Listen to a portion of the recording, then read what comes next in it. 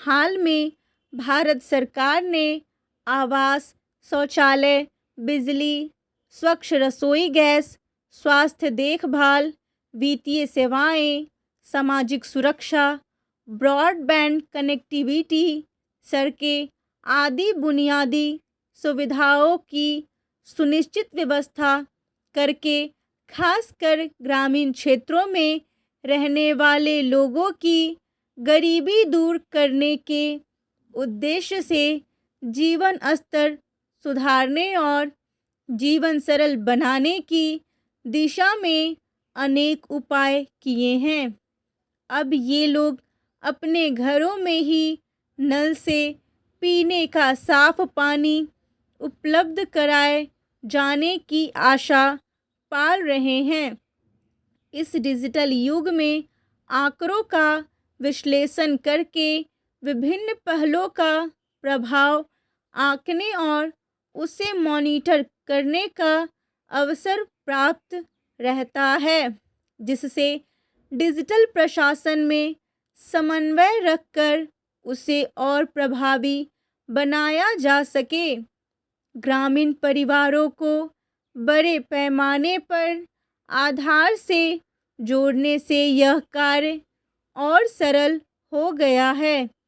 अब ज़रूरत इस बात की है कि इन सेवाओं को गरीबों और समाज के वंचित वर्गों तक पहुंचाने से होने वाले प्रभाव को आंका जाए और यह भी पता लगाया जाए कि ये परिवार गरीबी के चंगुल से छुटकारा पाने में सफल हुए हैं या नहीं।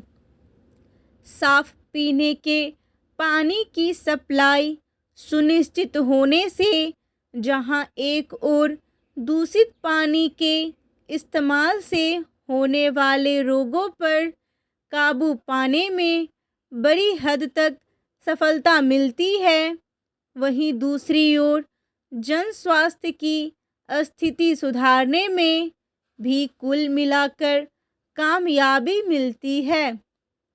साफ सफाई और स्वच्छता का लक्ष्य प्राप्त करने के लिए भी यह जरूरी है।